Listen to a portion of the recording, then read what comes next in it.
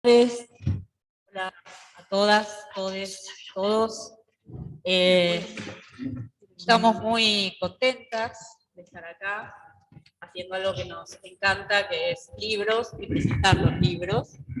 Este es un libro de la colección Antropología Jurídica y Derechos Humanos. Esa colección es una colección que en el programa de Antropología Política y Jurídica creamos en el 2008, en el mundo analógico, y en el 2018 pasamos al mundo virtual. Los libros son virtuales y de descarga libre y gratuita, porque nos importa que circule la producción. Toda la colección busca pensar, documentar y producir debates sobre las violencias estatales, sobre el movimiento de derechos humanos en Argentina, sobre las formas del activismo, sobre las formas de desempeño de los tribunales y las fuerzas de seguridad. Es una colección, además, que cuenta con un consejo asesor que en realidad da cuenta de nuestras redes de alianzas para la coproducción de conocimiento con profesoras y profesores de otros países. Forman parte del consejo asesor de la colección Sofía Ticornia, que es además nuestra maestra, pero además también otras profesoras y profesores, como les decía, Claudia Fonseca, de la Universidad Federal de Río Grande do Sul, Rosalba Aida Hernández Castillo, del CIESAS de México, Roberto Candelima, de la Universidad Federal Fluminense, y Luis Roberto Cardoso de Oliveira, de la Universidad de Brasilia. Formamos parte de ese extraño mundo que pone plata para hacer libros, que después circula sin costo, pero sabemos que eso es parte de una política científica que nos interesa, sobre la que nos interesa avanzar también, ¿no? Es parte de nuestra decisión y de nuestro posicionamiento que sea así. Ya tenemos 11 libros publicados y fuimos abriendo como distintas series dentro de la colección. Inicialmente eran tesis, la mayor parte de ellas tesis de doctorado, y ahora ya hay compilaciones, como por ejemplo esta compilación que resulta del trabajo de un grupo de investigación que se llama Juicios, Tribunales y Derechos Humanos, que es uno de los grupos de investigación del programa de Antropología Política y Jurídica. Y es un libro que, por supuesto, van a comentar las compiladoras y las comentaristas invitadas, Ana Cacopardo y Sebastián Casanelo, pero yo quería solamente destacar que es un libro que avanza en el registro, en la documentación y en el análisis y la discusión sobre las formas locales del terror, del funcionamiento de las burocracias judiciales y del activismo de los derechos humanos, y que creo que es una vuelta de tuerca sobre todos los estudios en este campo. Creo que en ese énfasis en lo local están avanzando en dar cuenta de esa carnadura local, ¿no? De las distintas temporalidades, de los distintos tempos y de los distintos espacios locales, de las formas locales de hacer política, ¿no? En ese sentido, creo que ofrece una vuelta de tuerca más sobre la historia reciente, sobre las formas de administrar institucionalmente los conflictos y finalmente entonces sobre las formas locales de la política. Creo que el libro tiene mucho para pensar. Creo que es un libro súper fuerte en todos los sentidos. Así que me alegra muchísimo solo decir estas palabras de inicio, celebrar que estemos acá con un libro más de la colección y que sea este libro tan esperado. Gracias. Bueno, me parece, a ver, sí, me parece que puedo hablar por este. Bueno, entonces me toca a mí abrir este panel de presentación del libro. Empiezo por agradecer a la Facultad de Filosofía y Letras, nuestra casa, y al Centro Cultural Paco Urondo por habernos dado este lugar, y por supuesto al público, a todas las personas que se acercaron hoy a acompañarnos. También quiero contar que todas las fotos que están viendo pasar en la pantalla tienen que ver con los distintos artículos del libro. Las autoras y los autores seleccionaron algunas imágenes que son ilustrativas de los temas que recorre el libro y los juicios que se trabajan ahí.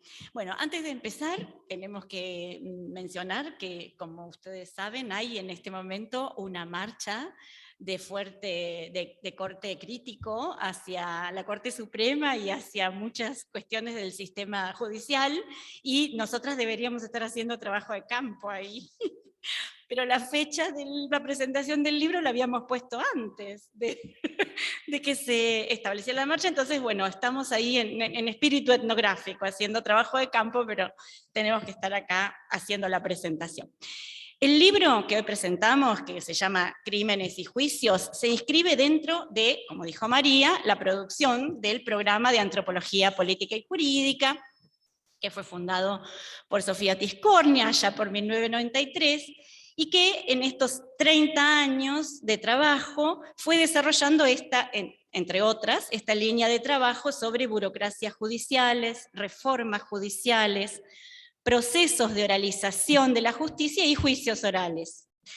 Actualmente esta línea de trabajo se desarrolla en el marco del proyecto UBACIT que dirige María José Sarrabairuz, bueno, titulado, como dijo María, burocracias judiciales, juicios de lesa humanidad, juicio por jurados. Y esta compilación entonces reúne trabajos de algunas de los integrantes y las integrantes de ese proyecto y también de algunas investigadoras invitadas de otros proyectos.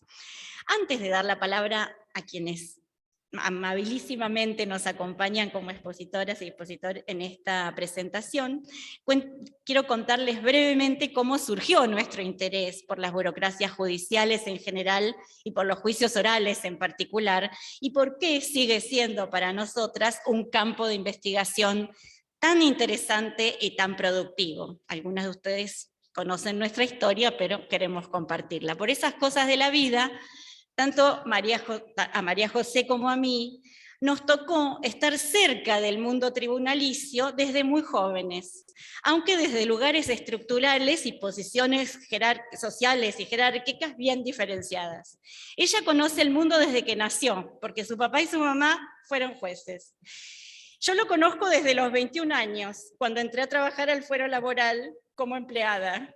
O sea, ella pertenece a la aristocracia judicial y yo al proletariado judicial. En alguna medida somos reflejo de la lucha de clases judicial, pero como somos peronistas, hacemos es la alianza de clases. Sospechamos que esa experiencia de la vida influyó un poco en la elección de nuestros temas de estudio, pero hay otra circunstancia histórica que influyó por lo menos tanto como este dato de nuestras biografías. El momento en que ambas empezamos a transitar el camino de la investigación coincidió con una época muy turbulenta y de mucha modificación en la justicia penal, los 90, la incorporación de la oralidad, de los juicios y el lento proceso de oralización que se inició en aquel momento hace casi 30 años. En 1992 la justicia penal, que se llama nacional, pero como todos sabemos atiende en Buenos Aires, se oralizó. Y en 1998 la justicia penal de la provincia de Buenos Aires empezó un proceso similar. Esas justicias, inscritas en la larga tradición del escriturismo, heredado del sistema colonial español, luego republicanizado, siempre inquisitivo, que habían utilizado la escritura como herramienta central por 500 años, a fines del siglo XX ingresaron en una etapa de oralización. Por eso nosotras pensamos que en realidad en Argentina no tenemos justicia oral, sino justicias oralizadas. Y la diferencia es importante. Ambas hicimos también mucho trabajo de campo en aquel momento y fuimos recopilando mucha información sobre las perplejidades recíprocas que el sistema oral generó entre el adentro del mundo de tribunales y el afuera. Una vez, por ejemplo, por indicación mía, un grupo de estudiantes, muy a principios de los 2000, un grupo de estudiantes de un seminario que yo tenía a cargo, fue a observar un juicio oral en un juzgado correccional de la Justicia Nacional. Cuando ingresaron, el juez detuvo la audiencia para preguntarles quiénes eran. Luego de la explicación de que los había mandado la profesora, el nombre de la profesora y todo, el magistrado decidió que la presencia de esos estudiantes tenía que constar en actas. Y luego continuó con la audiencia. Es la única acta de juicio oral donde debe figurar que había 4 o 5 estudiantes de antropología presentes. En otra ocasión, haciendo observación de juicios orales, pero en un departamento judicial de Gran Buenos Aires, al llegar al edificio fui a la mesa de entradas para saber a qué hora empezaba la audiencia y quedé muy sorprendida cuando la empleada de mesa de entradas me dijo, no puede entrar, no son públicos, un juicio oral y público. Porque los juicios no estaban abiertos al público, hasta que alguien de adentro, seguramente de más jerarquía, le pegó el grito de que estaba equivocada y de que sí, obviamente me tenía que dejar entrar. Entonces bajé a la sala de juicio y encontré la puerta cerrada con llave. Esperé unos minutos y al ver que no se abría, golpeé tímidamente. El policía me abrió, me dejó pasar y me explicó que ya el juicio había comenzado porque todos habían entrado por la puerta de atrás. Se ve que eran de la casa, y yo era la única extranjera, porque yo no sabía que había puerta de atrás. Es decir, que 5 o 6 años después del inicio de los juicios orales, muchos integrantes de ese mundo de tribunales todavía no tenían muy claro hasta dónde podían ser abiertos al público. Solo menciono este mutuo extrañamiento, porque habla de la complejidad del proceso de la oralización, por un lado, pero sobre todo porque nos lleva a pensar en las formas concretas en que esos juicios orales, y esto es algo de lo que pretendemos mostrar a lo largo de los trabajos, las formas concretas que los juicios orales toman en cada lugar, en cada comunidad, que no es lo mismo la ciudad que el Gran Buenos Aires, que una ciudad pequeña, porque adquieren una dinámica particular. La oralidad instaló cierto intercambio y cierto contacto, interacción social que antes no estaba presente. Entonces, lo que empezamos a ver es que cada juicio se desarrolla en un mundo de tribunales que es muy local, que ha construido su propia pequeña tradición y que, sobre todo, identifica claramente quiénes son los propios y quiénes son los extraños y establece criterios para seleccionar quién puede ingresar y quién no, o de qué manera uno ingresa y se ubica en esas observaciones. Porque desde nuestra perspectiva, los juicios orales no son un acto cerrado, un hecho social total, algo que empieza y termina, lejos de ser una escena perfecta, con un principio y un fin. Para nosotros son el emergente de un largo y muy complejo proceso que siempre está detrás de un juicio, de todos los juicios, de los juicios de lesa, tal vez en una trascendencia histórica muy grande, pero en todo juicio hay una historia detrás, y ese proceso que hay detrás del juicio es jurídico, ciertamente, tiene una dimensión jurídica muy importante, que es el objetivo central, pero también es social. Hay algo en esas etapas por las que atraviesan esos hechos que se van construyendo, debatiendo, probando en un juicio, hasta ese momento de llegar a ser expuestos, debatidos, presentados a la comunidad, clasificados y juzgados en un juicio oral, que no puede ser, desde nuestra perspectiva, no es suficiente con que sean abordados desde una perspectiva jurídica. Hay algo de la trama social que también se está disputando y se está jugando en esas escenas. Y la otra cuestión que nosotros vimos rápidamente es que nada de lo que allí ocurre puede ser entendido si no se estudian una serie de hechos históricos previos, de relaciones personales previas y toda una serie de cuestiones que en el juicio se dan por supuestas. que muchas veces ni siquiera se explicitan y que eso los hace más difíciles de comprender. Entonces, esto, que para nosotros puede ser observado en cualquier tipo de juicio oral, se nos presenta particularmente nítido y claro en el caso de los juicios de lesa humanidad, porque son el resultado de larguísimos procesos de búsqueda de información, producción de datos, organización de víctimas, de familiares, y una extensísima lucha por la memoria, la verdad y la justicia. Y eso es un componente fundamental del desarrollo de un juicio oral. No es solo una cuestión de procedimientos, se condensan ahí una serie de cuestiones que vienen de muy larga data. En ese sentido, para nosotros, los juicios orales de lesa humanidad son el punto de llegada, el punto de culminación visible y público de casos que presentan una trama muy compleja de relaciones y una historia muy difícil y muy dolorosa de postergación, de retardo y de negación de justicia. Entonces, estudiarlos desde la perspectiva de la antropología nos ha permitido profundizar el conocimiento de esos procesos, de los procesos previos, y eso hemos intentado presentar en cada uno de los artículos que integran este libro. Y esperamos, aunque sea en una mínima parte, haberlo logrado. Por eso ahora le voy a dar la palabra a Sebastián Casanello, juez federal, que hoy nos acompaña y ha tenido la amabilidad de aceptar la invitación para compartir el comentario de este libro.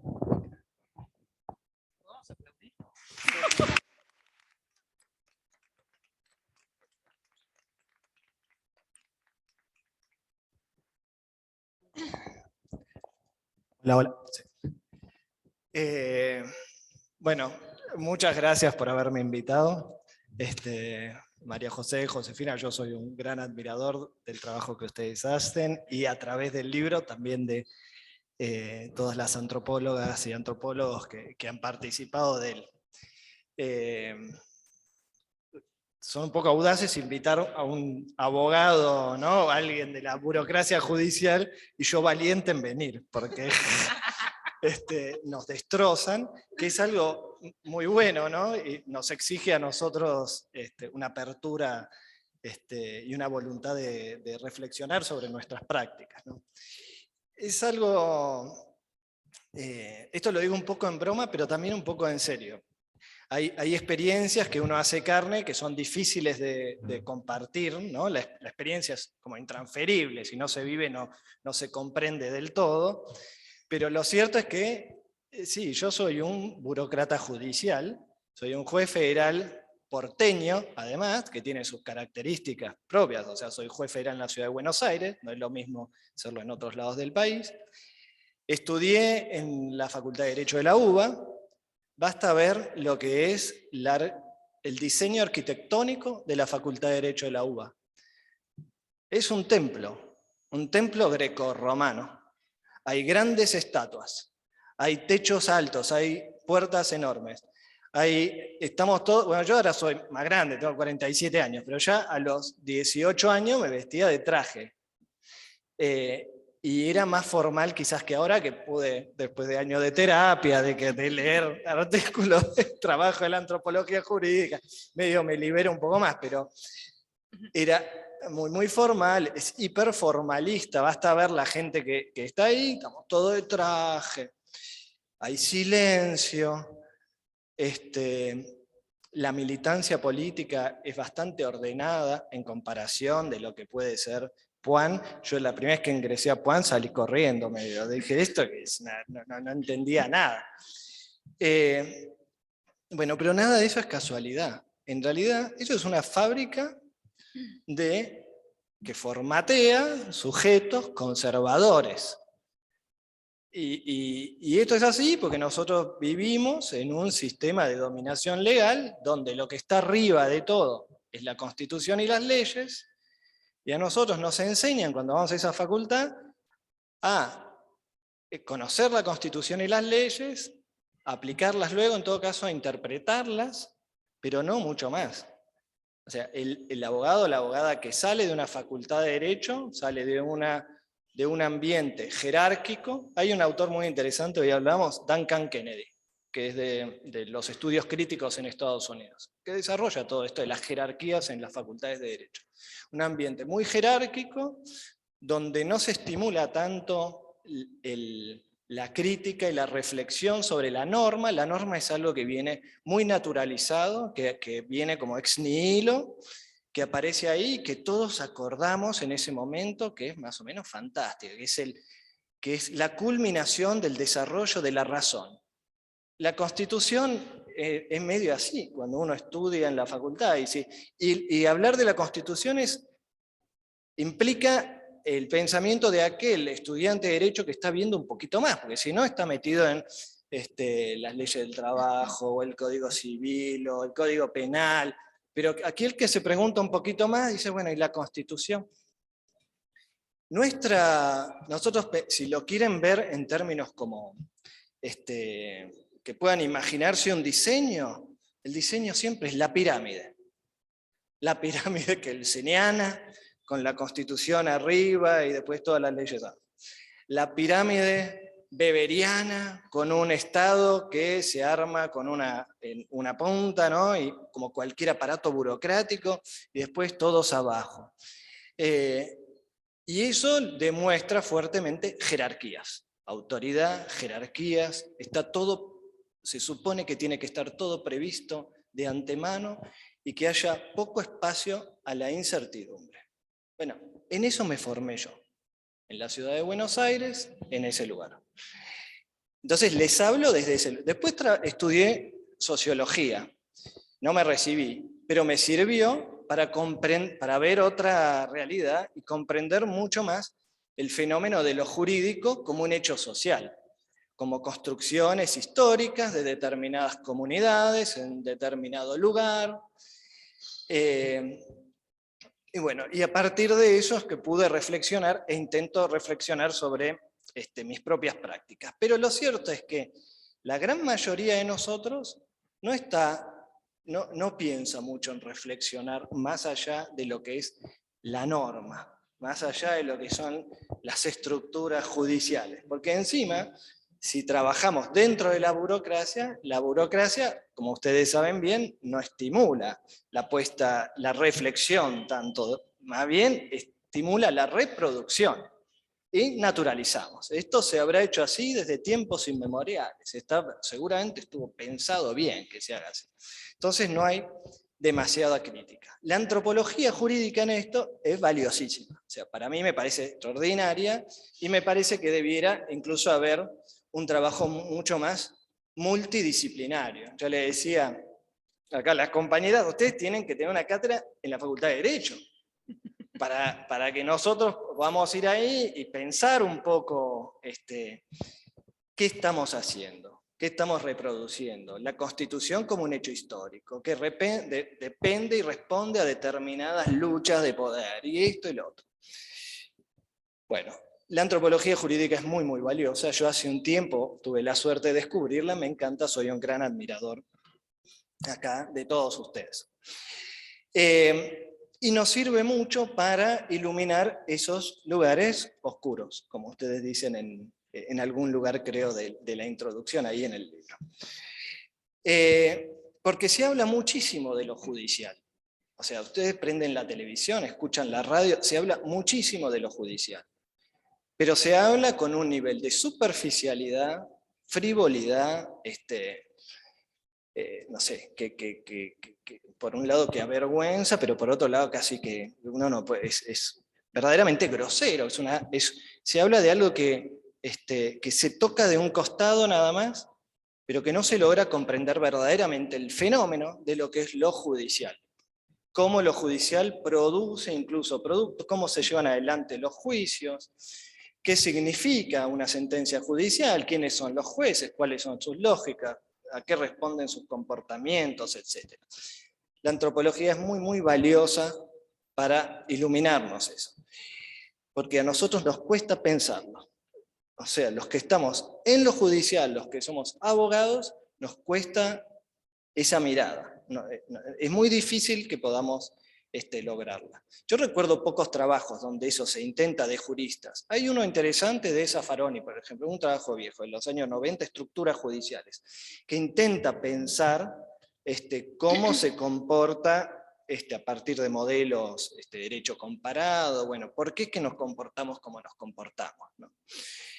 Y esto es responsabilidad, además de esta formación, ¿no?, de las escuelas de derecho y de las burocracias, todo eso, además es responsabilidad de los propios tribunales que se miran para adentro, se miran el ombligo, tienen una cerrazón muy, muy grande, producto, sí, de una herencia, nosotros le decimos como inquisitiva, un término medio jurídico, pero piénsenlo, una herencia autoritaria.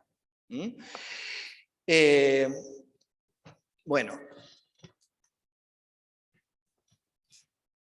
estoy muy contento de poder participar de la presentación de esta obra. Yo les quisiera contar un poco, desde lo que es quizás el derecho, lo que es el sistema judicial, desde el derecho con una mirada un poco más amplia.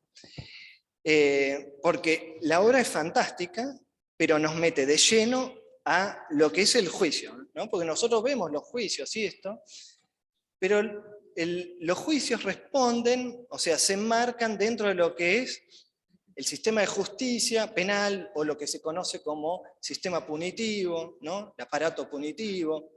El aparato punitivo, dentro de un Estado moderno, donde hay dominación legal, etc., está regulado por lo que es el Código Penal. Hay un trabajo muy interesante que habla lo formal y lo de fondo, ¿no? El Código Penal es el fondo. Es un librito donde dice qué conducta va a tener una pena, y a partir de ahí la vamos a considerar delito. Pero el Código Penal no le toca un pelo al delincuente. El derecho penal no le toca un pelo al delincuente. Esta es una frase famosa que dijo un alemán, Belin, hace 100 años más o menos.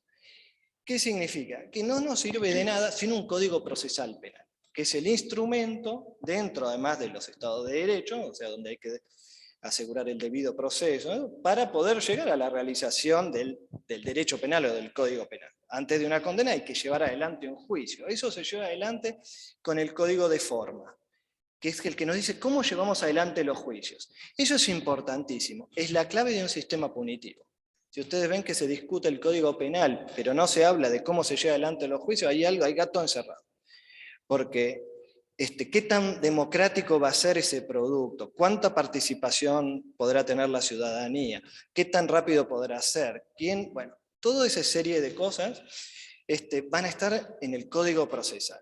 Y aún más, en las leyes de organización, que son las que dicen, bueno, ¿cómo se ingresa, por ejemplo, al Poder Judicial? Lo que decía Josefina, ¿no? ¿Cómo se ingresa? ¿Se ingresa a dedo? ¿Se ingresa democráticamente? ¿O a través de concurso? ¿Va a ser meritocrático? No. Bueno, todo esto está de algún modo regulado. Pero después está quien aplica eso en los juicios, que es la burocracia judicial, todos los que trabajamos ahí en tribunales. Y no es lo mismo un juicio llevado adelante, incluso con esas mismas reglas, por noruegos, que por nosotros. O sea, nuestras burocracias tienen características propias. Y no es lo mismo la burocracia acá en la ciudad de Buenos Aires que la burocracia en Posadas, que la burocracia en, no sé, en Salta, no es lo mismo. Y todo eso es algo que lo ilumina de manera muy interesante, muy enriquecedora la antropología jurídica, la sociología también, pero que nosotros los abogados muchos no lo vemos, no estamos acostumbrados a esos análisis. Yo creo en parte porque nos asusta, nos espanta, porque de algún modo nos pone en cuestión, cuando nosotros somos los que solemos juzgar, poner en cuestión a otros, pero no nos juzgamos tanto a nosotros mismos. Bueno, esto a mí me parece interesantísimo, y lo veo. Incluso esto dice, me lo había notado ahí, esto dice mucho ese funcionamiento de las democracias también, y el modo en lo que nosotros llevamos adelante los procesos, de qué tan democráticos somos. Hay algo, cuando vos hablabas, Josefina, de la oralidad, también hay que aclarar quizás algo. es verdad que en el fuero federal o en la justicia federal la oralidad llega tarde y de manera muy dificultosa, etc. Pero lo cierto es que en nuestro país los códigos de procedimiento son esencialmente locales. Cada provincia regula la forma que tiene de enjuiciar. Y son mucho más democráticas que lo que es el fuero federal. En muchas provincias hay juicios por jurados, como he contado, Josefina. Está en nuestra Constitución desde hace muchísimos años, pero a nivel federal no se aplica. Hay algún proyecto de ley, pero en las provincias sí. Y en las provincias la gran mayoría tienen sistemas adversariales. El sistema adversarial hay reparto de poder en el juicio. O sea, no hay un juez que acusa al mismo juez, defiende al mismo juez y juzga al mismo juez, sino que se reparte el poder. Bueno, la gran mayoría de las provincias tienen reparto de poder y sistemas adversariales. Entonces hay un país que en sus localismos es más democrático que cuando se concentra la justicia federal. La justicia federal, al concentrar poder, le cuesta más ceder y pasar al adversarial. Está acostumbrada a esa concentración de poder. Hay un procesalista muy conocido, murió hace poquito, una pena, Julio Mayer, que decía, cada modelo procesal se corresponde con un modelo político. Las democracias tienen modelos adversariales o acusatorios. Los gobiernos o los estados autoritarios tienen modelos inquisitivos. Y por eso incluso cuando vino la recuperación democrática, dentro de las primeras cosas que nos pusimos a pensar es cómo hacemos una nueva justicia adversarial. Y la Argentina fueron argentinos los que diseñaron el Código Modelo Iberoamericano, fines de los años 80, pero no lo pudimos hasta ahora casi aplicar a nivel federal. Bueno, pero ¿por qué no? Porque está ese componente del comportamiento de los sujetos que pertenecen a la burocracia judicial, etc. ¿no? Es algo que no se puede comprender viendo por fuera la ley nada más, sino que, bueno. Ahora sí, no los entretengo más, voy a lo que es el tema de los juicios de lesa humanidad. Los juicios de lesa humanidad se dan en la justicia federal, no se dan en la justicia local, porque todos los temas de lesa los juzga la justicia federal. Yo lo que vi sumamente interesante en estos trabajos es cómo impacta en una justicia federal que es conservadora, acostumbrada a la concentración de poder, donde se dan todas las prácticas que María José y Josefina describen hace tanto tiempo, ¿no? De universos coexistentes, racionalidades en los libros, pero después irracionalidades e intercambios en sus prácticas, todo eso, cómo esa justicia federal se ve de algún modo obligada a cambiar, o a cambiar sus comportamientos frente a la participación ciudadana. Porque los juicios de lesa tienen una enorme participación ciudadana, que no lo tiene el resto de los juicios. Son el resultado de una lucha muy importante de los organismos de derechos humanos, yo diría además de toda una sociedad. Piensen en el 2x1. Se movilizó toda una sociedad, cambió. Hay toda una sociedad muy, muy movilizada. Y eso ha hecho que los juicios de lesa sean juicios distintos, particulares, porque incorporan la participación ciudadana como no se incorpora en el resto de los juicios. Eso que hizo, que ustedes también lo describen ahí, hizo juicios más democráticos, con mayor reparto de poder, más respetuosos de este sistema como constitucional o modelo constitucional de proceso penal, y le dio características propias, que son sumamente interesantes, que están muy bien explicadas a través de los artículos de este libro. A mí además me hizo recordar un montón de casos, porque la pelota me picaba cerca porque había participado de varios de estos casos. Incluso hay un caso que tiene que ver con el espionaje ilegal de Trelew, que termina acá en Ciudad de Buenos Aires, y yo estuve a cargo del juicio y condené al jefe y subjefe de la Armada. Y estoy seguro de que el resultado hubiese sido otro de todo ese juicio si no hubiera estado el CELS, por ejemplo. Está desarrollado en uno de los artículos. Fue sumamente importante el trabajo de la sociedad civil organizada a través del CELS. Entonces, esto es algo que a mí me parece sumamente importante, que no se ha trabajado mucho, que ustedes lo trabajan muy bien desde el lado de la antropología jurídica, cómo describen estos juicios, estos comportamientos, pero sobre todo con esa interpelación ciudadana, y bueno, y queda, yo creo que justamente en esto es algo donde la Argentina, con sus avances y retrocesos, debe estar orgullosa. La política, o sea, lo que han sido los enjuiciamientos y son de los crímenes de lesa humanidad es una política de Estado, que verdaderamente donde se ve el principio de progresividad.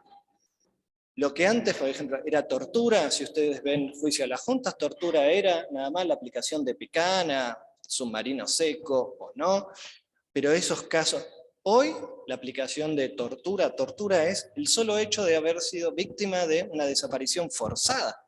Aun cuando a mí me sirven una taza de café y me dan masitas, si soy víctima de una desaparición forzada en la dictadura, eso es tortura. Eso es el resultado del avance progresivo de toda una justicia penal que fue interpretando distinto.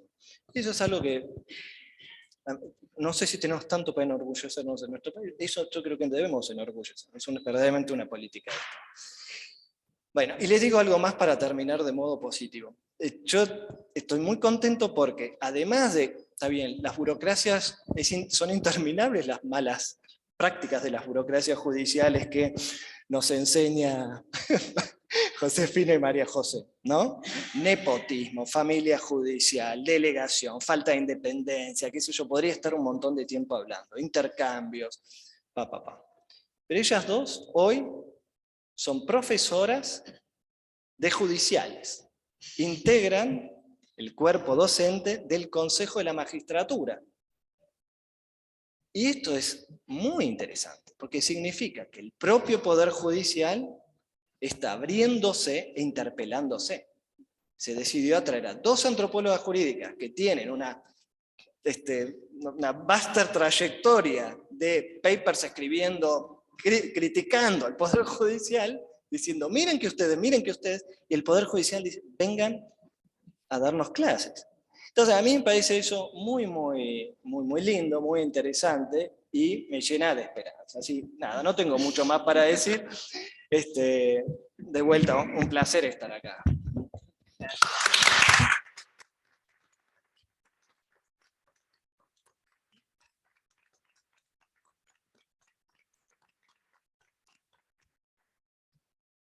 Bueno, muchas gracias, Sebastián, muchas gracias, realmente.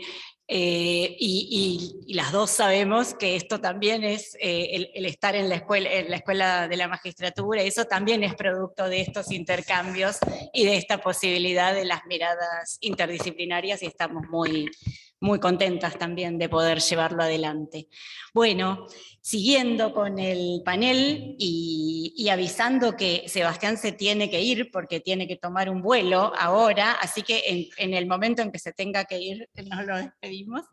Le vamos a dar la palabra a Ana Cacopardo. Ella es periodista, es documentalista, ustedes la conocen. Cuando le dije a mi mamá que estaba en el panel, dijo, ay, yo miro todos los programas. Y entonces la invitamos también porque nos interesa mucho la lectura que pueda hacer de estos trabajos. Bueno, muchas gracias. Me hace muy feliz estar acá, queridas amigas, maestras y compañeras de ruta. Fue una gran alegría recibir este libro, que era el libro que estaba esperando. Tuvimos una conversación con María José hace poquito tiempo atrás, donde uno de los tópicos de esa conversación es que había muy poquitas narrativas que pusieran el foco sobre la densidad de los procesos de lesa humanidad en la Argentina. Pocas narrativas de todo tipo, ¿no? Digo, narrativas periodísticas, documentales, y sí narrativas académicas, pero muy dispersas, ¿no? Entonces me parece que este libro es un libro indispensable, necesario, porque viene a dar un primer paso en este sentido, en poner en foco las resonancias locales de los juicios de lesa humanidad un impacto local que además pone en escena las disputas de sentido sobre el pasado reciente de la Argentina, y sabemos lo que significa la verdad jurídica en ese sentido. Y por otro lado, el libro le otorga una renovada densidad a la trama de complicidades civiles de la dictadura, ¿no? Es decir, ese tejido donde, como lo repasan prolijamente los distintos artículos del libro, en ese tejido están los hilos de las empresas, están los hilos de las corporaciones empresariales, médicas, y en realidad casi que ya les pediría un segundo libro, ¿no? Porque pienso que María José está trabajando sobre el caso de las Marías en Corrientes, y pienso que si hoy estuviera aquí Andrea Pochat, estaría hablándonos del juicio por la verdad, por la masacre de Napalpí, que vuelve al modelo de los juicios por la verdad y que genera, aunque no haya posibilidad de castigo punitivo, un necesario espacio de reparación para las víctimas de esa salvaje masacre. Yo cuando leía el libro, digo, bueno, pensé en organizar esto que voy a compartir con ustedes como un punteo, ¿no?, de las dimensiones que me parece alumbra el libro, ilumina el libro. La primera de ellas me lleva al artículo que escribe Josefina, que es cómo se construye un caso en torno a la responsabilidad criminal de las empresas que se asociaron al Estado terrorista. Y realmente la causa Ford ha sido una causa emblemática en ese sentido, ¿no? El artículo de Josefina empieza contando una anécdota, que es una conversación del gerente de relaciones laborales de la empresa con los delegados, con los miembros de las comisiones internas, donde les dice que se termina la actividad sindical. Esa conversación fue poco antes del golpe, donde ya la empresa estaba militarizada, la planta de Pacheco, y les dice: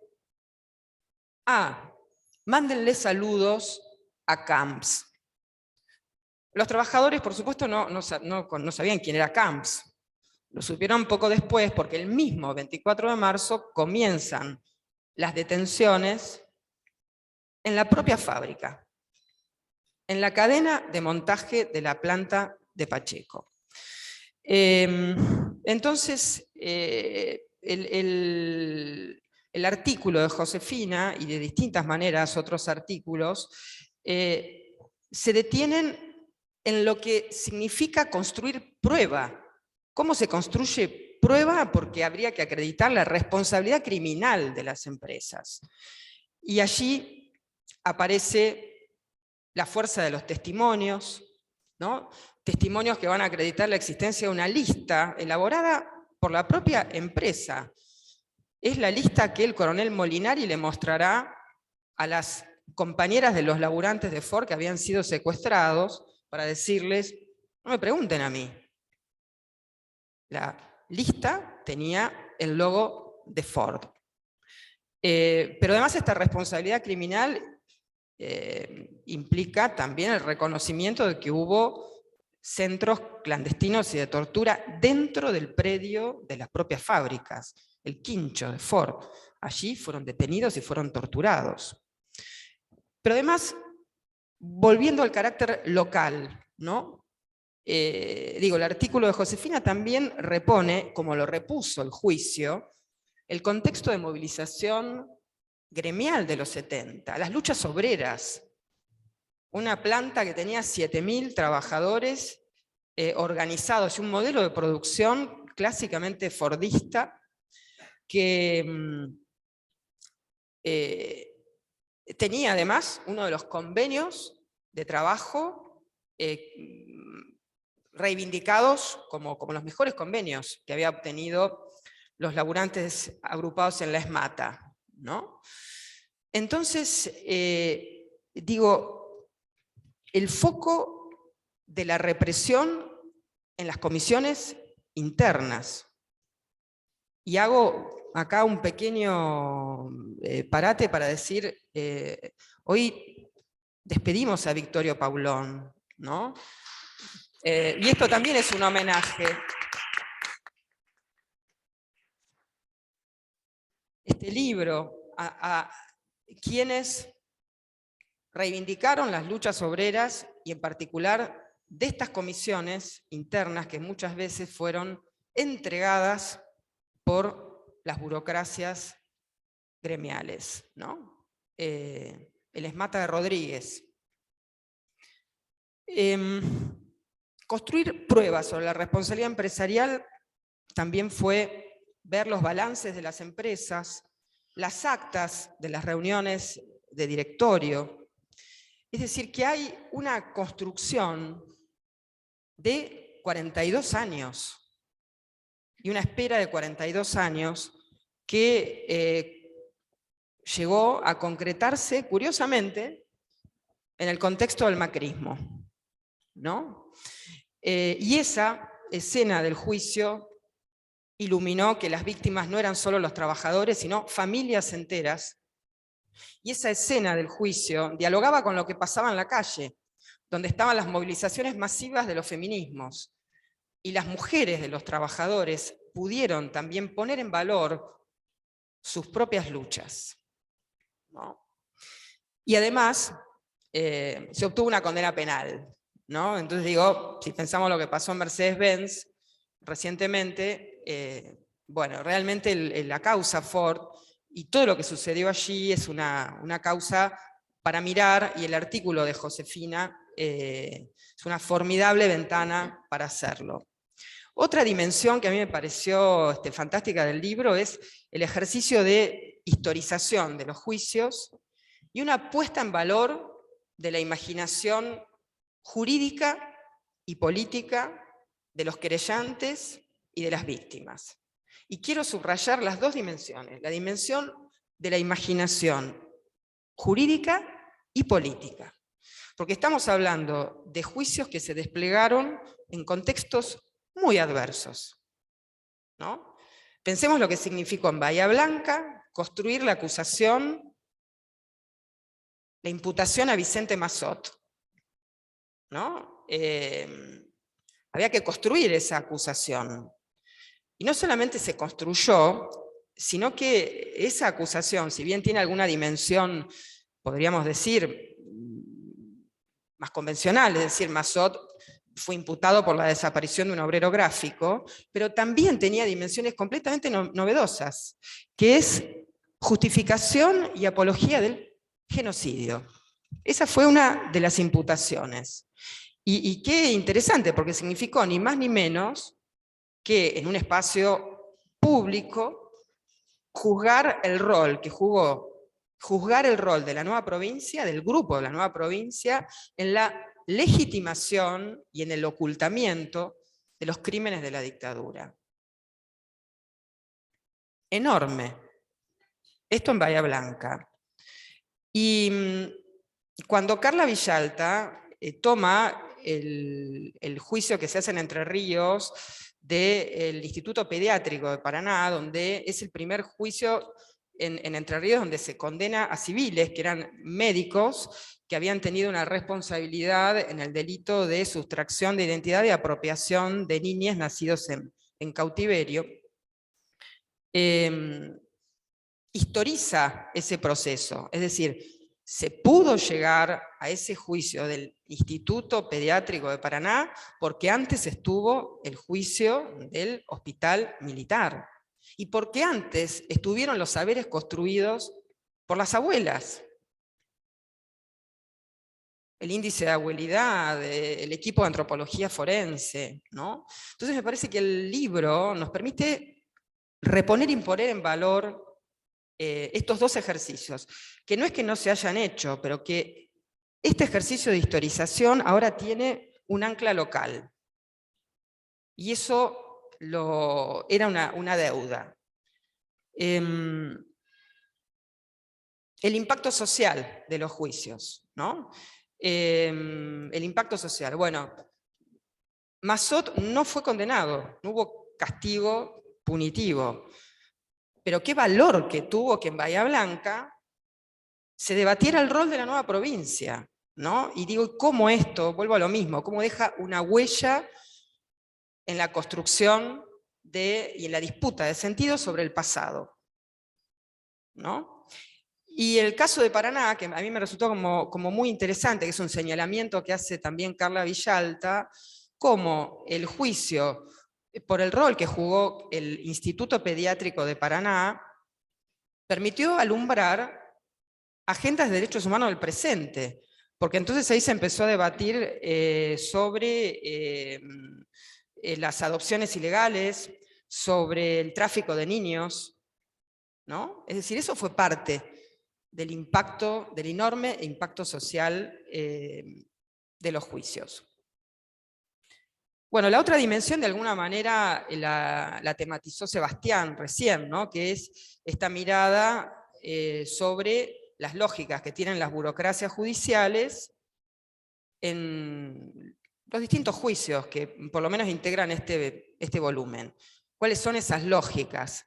Diría María José en su artículo donde vamos a Corrientes y al Instituto al juicio del Regimiento de Infantería 9, pensar cuáles son las lealtades y los compromisos de ese tribunal, ¿no? Y cómo esa es la trama de relaciones con el poder local. Porque además yo me acuerdo que esto lo contabas en clase, María José lo contaba en clase, en el doctorado de la UNLA, la sala de audiencias estaba llena, pero llena de gente que venía a alentar y acompañar a los imputados, que eran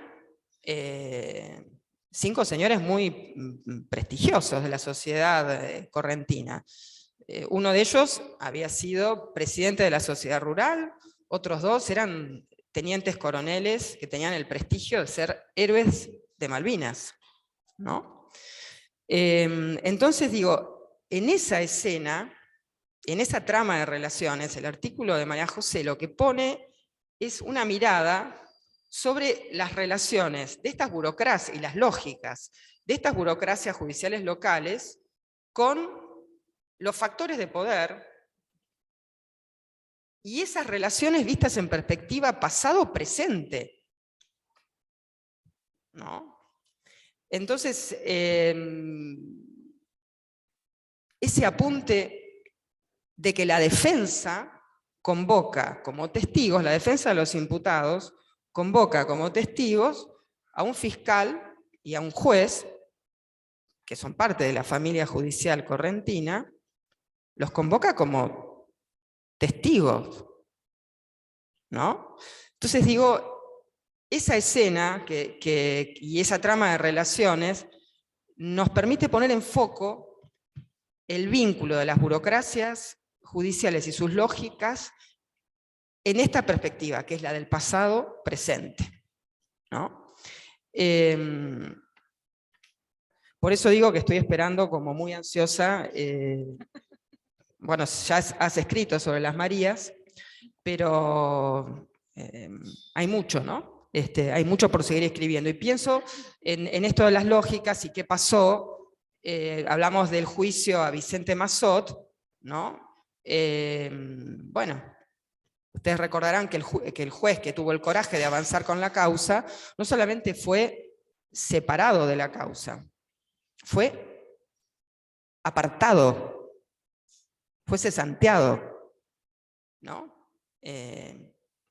Decisión de la Cámara Federal de Bahía Blanca, ¿no? Otra dimensión, y lo veo a Santiago, acá Garanio, ¿no? Que pone, y que me parece, también la pone en valor el libro, que es el lugar de los que han sido nombrados, ya ahora es una práctica habitual, los testigos de contexto, ¿no? Santiago en el libro reflexiona sobre su propio testimonio en el marco del juicio donde se juzgaron los crímenes que se cometieron en el marco del Operativo Independencia, ¿no? Y realmente a mí me parece también otro lugar muy valioso para poner en valor, porque las ciencias sociales han construido conocimiento y conceptos, como en pocos lugares de América Latina, aquí en Argentina, sobre el pasado reciente. Entonces, el testimonio de Santiago no solamente vino a reponer quiénes eran esos conscriptos, sino que vino a reponer una conceptualización, que es la del Monte Tucumano como teatro de operaciones, ¿no? Del mismo modo que es valiosísimo el trabajo de investigación que se hizo sobre las empresas, sobre un muestreo de 25 empresas, en una asociación entre el universo académico con también la Secretaría de Derechos Humanos, 25 empresas y sus prácticas que acreditan la responsabilidad criminal en los crímenes perpetrados durante la dictadura, y en particular los obreros y en particular los sindicalistas, ¿no? Entonces, digo, ahí hay otra dimensión, que es el lugar de enunciación de las ciencias sociales, en el contexto de los juicios, ¿no?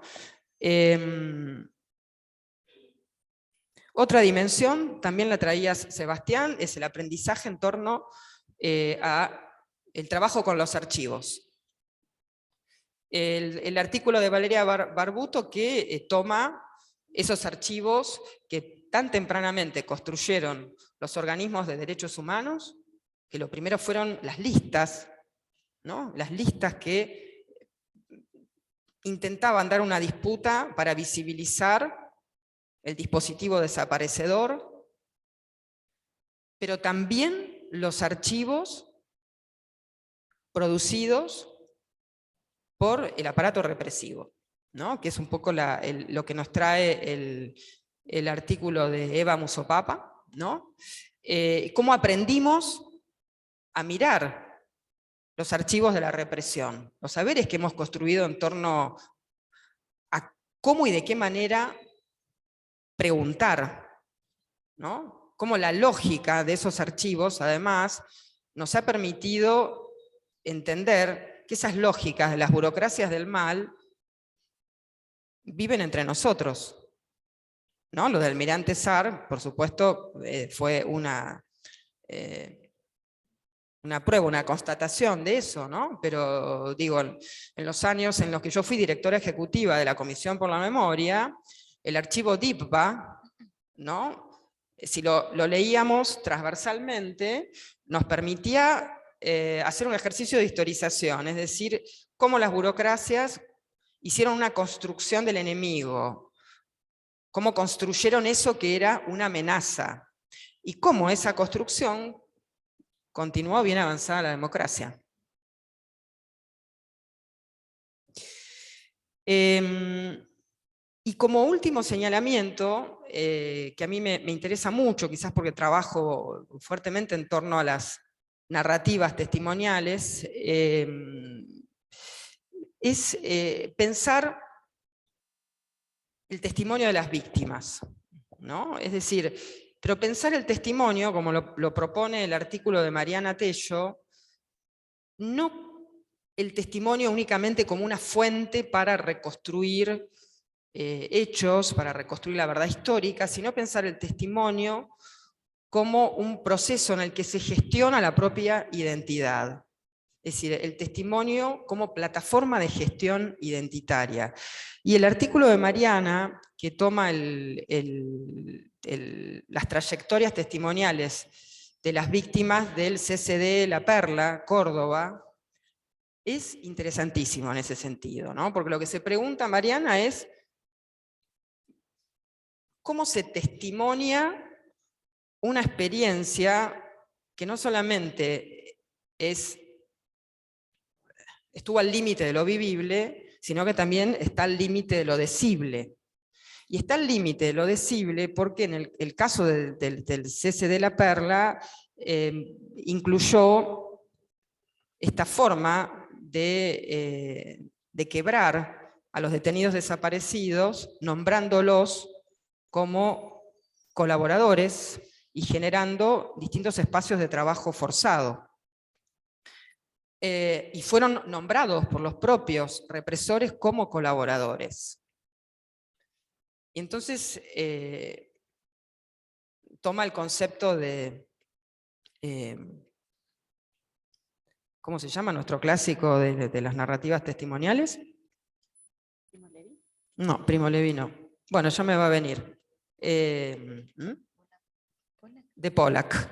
Toma el concepto de Pollack de identidades heridas, ¿no? Es decir, cómo esta experiencia concentracionaria produce identidades heridas y además estigmatizadas dentro del propio grupo de pares. Entonces, ¿cómo se resuelve esa tensión entre el imperativo de testimoniar para que se haga justicia y al mismo tiempo intentar reponer este contexto concentracionario donde los códigos de la moral corriente estaban invertidos?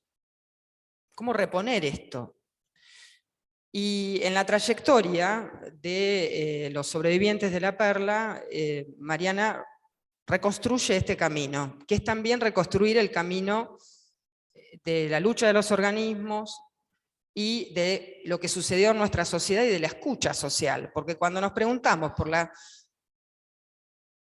condiciones de posibilidad de un testimonio, es cómo estas víctimas en el juicio a las juntas tuvieron que constituirse como víctimas. O sea, en ese contexto fue configurarse como víctimas del terrorismo de Estado. Y recién, a partir del 2008, ¿no?, esas trayectorias empiezan a construir una narrativa donde está la primera persona, donde se logra reponer algo de estos contextos, pero siempre esta tensión, ¿no?, entre el testimonio que viene a suturar algo de esas identidades heridas o del testimonio que viene a reabrir la herida, ¿no? Entonces me parece que ahí hay otra cosa como muy interesante en el libro, que aparece en muchos de los artículos. Por ejemplo, en el de Carla Villalta, Carla retoma la historia de Sabrina, una de las niñas nacidas en cautiverio, encontrada por abuelas, y cómo recuperar la identidad de Sabrina, que era una de las niñas que terminaron en ese instituto pediátrico de Paraná, cómo Sabrina recupera su identidad y se inscribe, dice Carla, en un linaje familiar. Pero luego se convierte en activista, y se incorpora a Hijos Paraná. Y entonces ya se inscribe en un linaje militante. Entonces, ¿cómo hay ahí un proceso de identificación que también fue posible y se desplegó en el marco de las escenas del juicio y de lo que sucedía en la calle, en diálogo con las audiencias, ¿no? Entonces me parece, estas son algunas de las dimensiones, de los señalamientos. A mí el libro me encantó y pido un aplauso enorme para las autoras porque lo necesitábamos. Muchas gracias por este libro.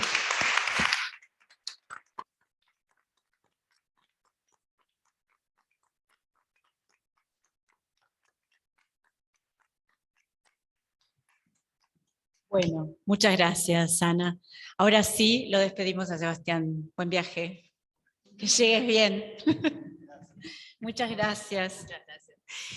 También queríamos contarle que este panel estaba invitado también José Nevia, que es auxiliar fiscal de la Unidad de Derechos Humanos de Neuquén, que iba a viajar para participar y que está aislado por posible caso de COVID positivo, así que no pudo tomar el vuelo, pero él, Ana mencionó el caso de Bahía Blanca y José justamente era uno de los protagonistas de la parte fiscal de ese caso. Bueno, ahora entonces, para cerrar esta presentación, le vamos a dar la palabra a María José Sarrabairús, todos la conocen, una de las editoras del libro.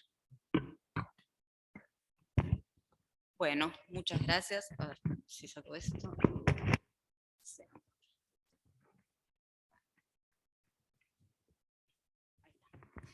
Bueno, me toca a mí cerrar esta presentación.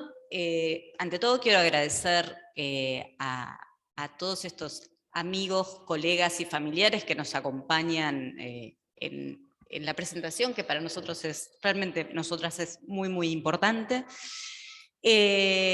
Y también, fundamentalmente, agradecerle a Ana y a Sebastián, que se ha retirado, por haberse tomado la molestia de leer tan concienzudamente el libro, y en el caso de Sebastián también por poder reflexionar a partir del libro sobre su propia experiencia, que bueno, ahora justo se fue, pero teníamos que decirle que nosotras hacemos trabajo de campo cuando ellos hablan. Así que, digo, me parece que justamente estos comentarios, sin lugar a dudas, nos invitan a seguir pensando y a profundizar en nuestras investigaciones. Como ya todos ustedes saben, la mayoría de las autoras y el autor que escribimos este libro somos antropólogas.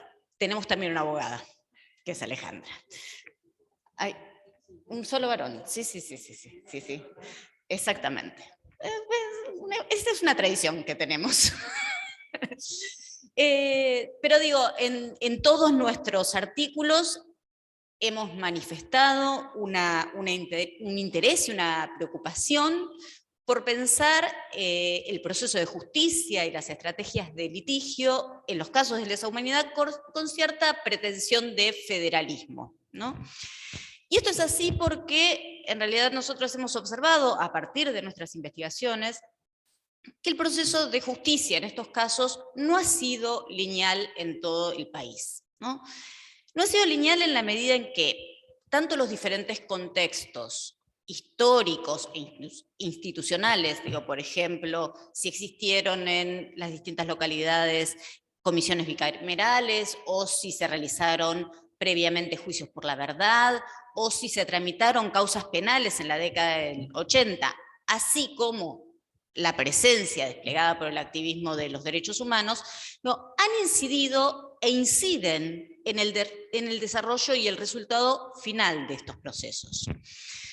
Pero además de intentar hacer un juicio que tenga una perspectiva federal, que presente casos de distintas provincias y localidades, Entre Ríos, Corrientes, Rosario, el conurbano bonaerense, Córdoba, Tucumán, Bahía Blanca, Trelew, y creo que no me olvidé de ninguna.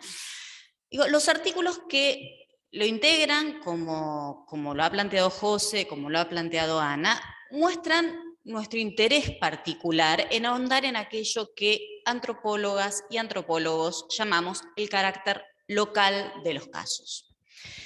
Desde hace muchos años, quienes formamos parte del programa de Antropología Política y Jurídica, entendemos necesario inscribir estos juicios y las burocracias judiciales que los llevan adelante en procesos de larga duración.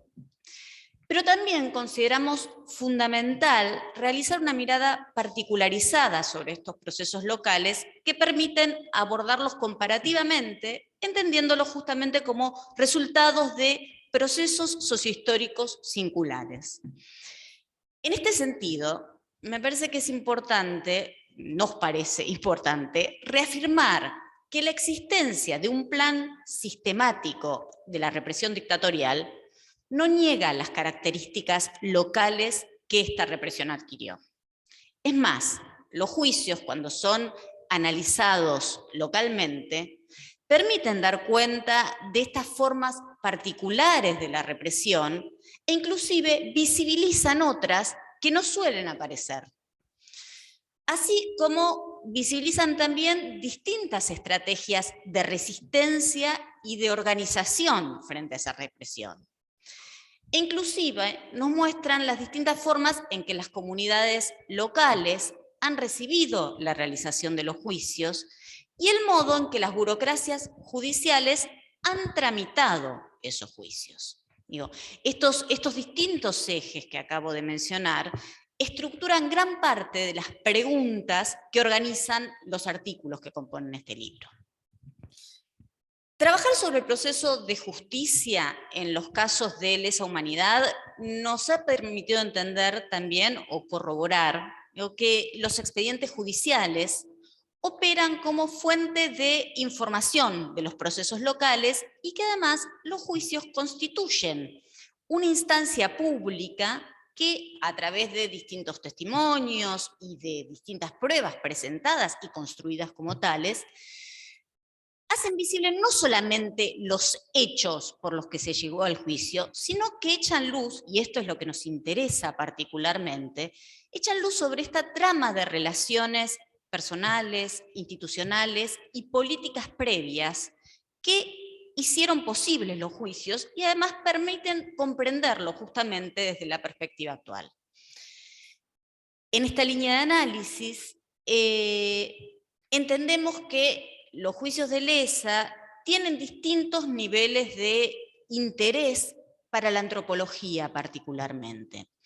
En primer lugar, porque entendemos que suponen una puesta en escena del procedimiento judicial y un tratamiento de los casos en forma oral y ritualizada, como planteaba José antes, lo cual contribuye a visibilizar esos conflictos y también el drama social que dio lugar a los juicios, así como los alcances que estos juicios tienen a nivel de las sociedades locales.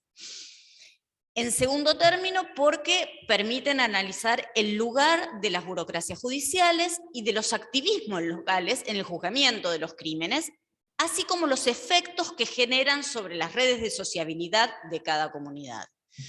Y por último, porque estos juicios son producto y son productores también de modificaciones, como lo planteó en parte Sebastián, de modificaciones de distintos aspectos del funcionamiento burocrático judicial en sus prácticas cotidianas y rutinarias, que no necesariamente han implicado grandes reformas estructurales. Y además, estos juicios han permitido la aparición de, por ejemplo, nuevas figuras legales. Hablar de desaparecidos y poder hacer, digamos, la figura del desaparecido es parte de este proceso del activismo y de esta discusión en el marco de la justicia. O poder incorporar los delitos sexuales en los casos de lesa humanidad es parte de este trabajo. Y también, digamos, los distintos temas y discusiones que surgieron a partir de los juicios de lesa. Digo, desde la complicidad, responsabilidad civil en general, hasta la judicial, la empresarial o la médica en particular. Cuando ustedes lean este libro, que esperamos que lo lean, pues, por supuesto, ustedes verán que lo hemos organizado en dos grandes bloques que nosotros llamamos el ciclo de los juicios y el ciclo de las demandas. Esto me gustaría explicar un poquito por qué lo pensamos de esta manera. En realidad, el primer ciclo está conformado por aquellos trabajos, por aquellos artículos que analizan distintos casos de lesa humanidad y las articulaciones que estos casos han tenido con los contextos locales y con las tramas institucionales en que se han desarrollado. En este primer bloque está el trabajo de Marta Patalo sobre la causa Guerrier en Rosario, el trabajo de Carla Villalta sobre el caso del Instituto Privado de Pediatría en Paraná, donde se investiga la apropiación de los mellizos Valenzuela Negro, el artículo de Estefanía Bernardini, donde trabaja sobre el caso del Hospital Posadas, el de Clara Barrio, donde trabaja sobre la nueva provincia en los juicios de Bahía Blanca, el artículo de José, donde trabaja sobre la causa Ford, y mi artículo, donde trabajo sobre el caso del Regimiento 9, que es el primer juicio de lesa humanidad en Corrientes. El segundo bloque corresponde a lo que llamamos el ciclo de las demandas, les decía. Y aquí justamente los artículos que forman parte de este bloque avanzan en el análisis de las distintas estrategias de los organismos, de las víctimas y los familiares que se constituyeron en las condiciones de posibilidad para la realización de estos juicios. Pero que también, digamos, enfatiza en el análisis de las consecuencias que estos juicios tuvieron y que afectan aspectos que van mucho más allá de los mismos.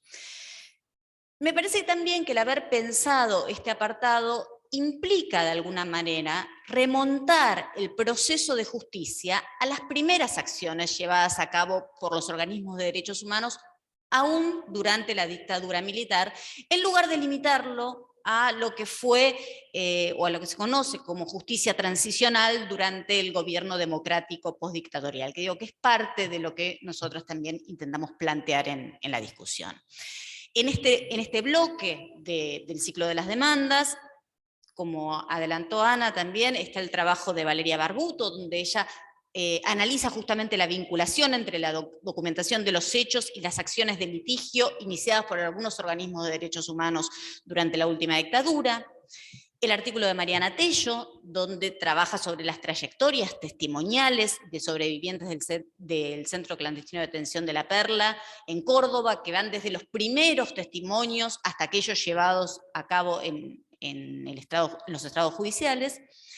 El artículo de Santi Garaño, donde él analiza el papel que desempeñan los investigadores en ciencias sociales cuando son convocados a los juicios en calidad de expertos, así como las dificultades y los obstáculos que se presentan a lo largo de estos procesos judiciales, específicamente a partir de su experiencia como testigo de contexto en la causa del operativo de Independencia. El artículo de Eva Musopapa, donde ella trabaja sobre la causa por espionaje de la Armada en el año 2005 en la base de Trelew, y muestra justamente cómo la experiencia que los organismos de derechos humanos fueron construyendo sobre la lógica y el funcionamiento de las burocracias estatales en general y de la militar en particular, permitió una estrategia judicial más amplia y exitosa. Y por último, el trabajo de Alejandra Zarza, nuestra abogada, en el juicio, no, en el libro, donde Alejandra trabaja justamente el proceso de toma de decisiones político-institucionales de la Universidad de Buenos Aires, que se originó a partir de los reclamos por educación en cárceles realizados por presos políticos de lesa humanidad. Bueno, autopercibidos presos políticos. Exactamente. Entonces, digo, esta organización del libro, digo, este ciclo de juicios y ciclo de las demandas, digo, de alguna manera responde a estos dos grandes objetivos que desde el programa de Antropología Política y Jurídica entendemos que supone el abordaje etnográfico de las burocracias estatales, judiciales en este caso en particular. Digo, por un lado, se trata de pensar la indagación del funcionamiento de las burocracias judiciales en sus aspectos cotidianos, rutinarios, microfísicos, lo que permite hacer visible un mundo que por lo general permanece opaco para la mirada de la ciudadanía. Y por el otro, el análisis de la incidencia que las distintas estrategias del activismo de los derechos humanos tienen sobre casos particulares y de qué manera esas estrategias, sin llegar necesariamente a una transformación inmediata del funcionamiento de la estructura burocrática, lentamente la van modificando. Para terminar, y justamente pensando en el lugar del activismo y la importancia que tuvo el activismo para el desarrollo de los juicios, el desarrollo de estos juicios que continúan desarrollándose y continúan celebrándose, y pensando en lo que son las características locales que presentan los organismos de derechos humanos, me gustaría mencionar lo que me dijo la semana pasada cuando estuve en Corrientes, un fiscal de cámara correntino. Él en un momento me dice, bueno, algunos creen o dicen que los organismos de derechos humanos en Corrientes no han sido fuertes. A quienes piensan así, yo les digo, hay que pararse frente a una sociedad como la correntina y discutir el terrorismo de Estado cuando uno de los principales imputados fue presidente de la Sociedad Rural de la provincia y 2 eran considerados héroes de la Guerra de Malvinas. Muchas gracias.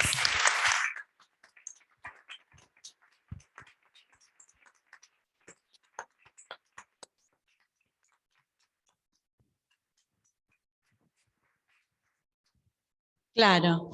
Bueno, con esto entonces terminamos nuestro panel de presentación. Ahora en el público hay varias de las autoras y autor. y entonces queremos preguntar si alguien quiere tomar la palabra, participar, o tenemos este espacio. No, el público también, obviamente, digo entre el público. Hay un micrófono ahí. Ah, lo tenés vos, sí. Bueno, no es obligación. ¿Cierro con el presente? Sí. ¿Listo? ¿Cierro?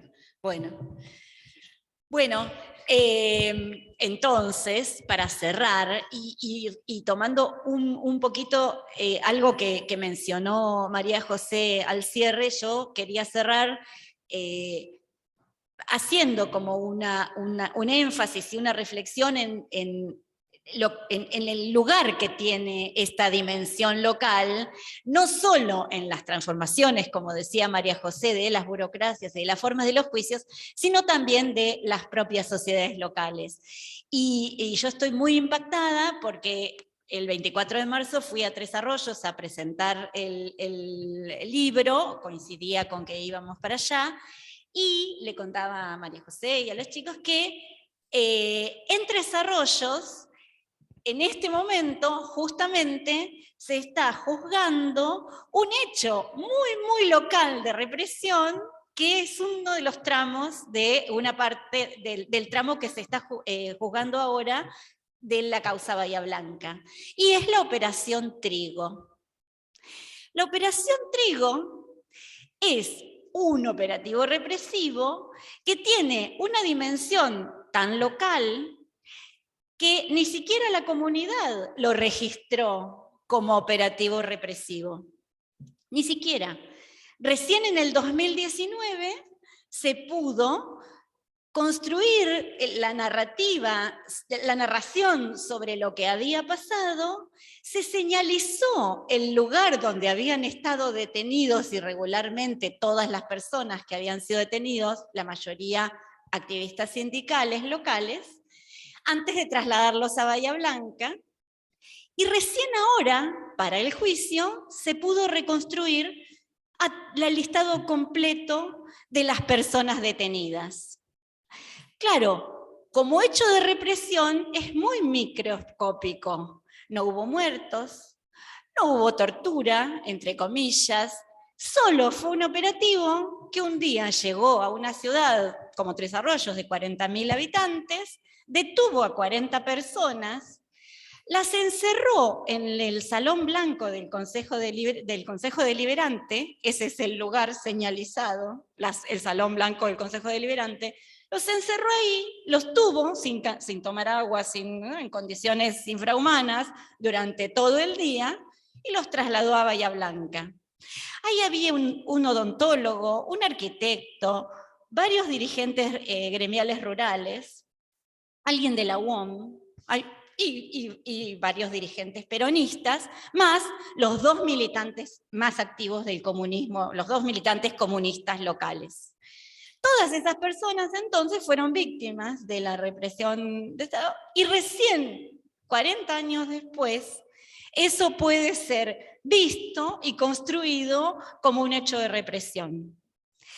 Y acá lo que más me impacta personalmente y que comparto con ustedes es que cuando me cuentan que había ocurrido eso, pregunto, ¿en qué fecha fue? Y me dicen 15 de septiembre del 77.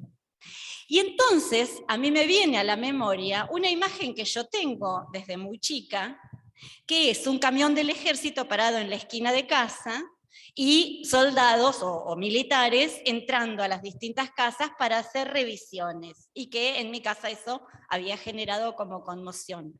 Yo tenía en el 77 12 años.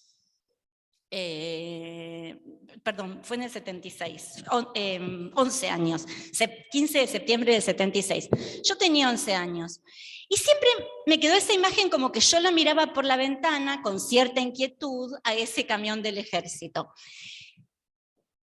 Cuando veo la fecha, mi mamá había tenido a mi quinto hermano el 12 de septiembre, con lo cual es posible que yo estuviera en mi casa con cierta inquietud de otras características y que efectivamente haya habido movimientos militares en la calle. Solamente ahora, en ese momento, me di cuenta de que yo también recordaba a la Operación Trigo, o sea, que había sido algo muy impactante a nivel local y que sin embargo había pasado 40 años y nadie había tenido registro de eso. Con esto quería cerrar porque me parece que los juicios también permiten eso, que esta cinta de Moebius del despliegue de las narrativas locales y de los recuerdos y del trasvasamiento generacional de los recuerdos, también es un efecto de los juicios. Si no hubiera estado el juicio de Bahía Blanca, este hecho microfísico, que debe ser uno en miles, en la provincia, en cientos en la provincia de Buenos Aires, porque Tres Arroyos no tiene nada de particular, con lo cual debe haber habido operativos en todos los pueblos. Todo eso hoy está saliendo a la luz como hechos de violencia, de terrorismo de Estado, de violencia institucional y de represión ilegal, y me parece que eso es un efecto no tan visibilizado de los juicios de lesa humanidad, que son orales, que son públicos y que están mostrando a las comunidades locales unas historias que posiblemente muchos ni siquiera registraban que habían ocurrido en aquel momento. Nada, quería cerrar con eso.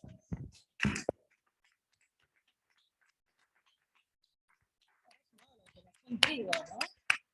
Sé que es Tres Arroyos, pero bueno. Esta provincia no es, y porque le ponían esos nombres. Así figuran los papeles.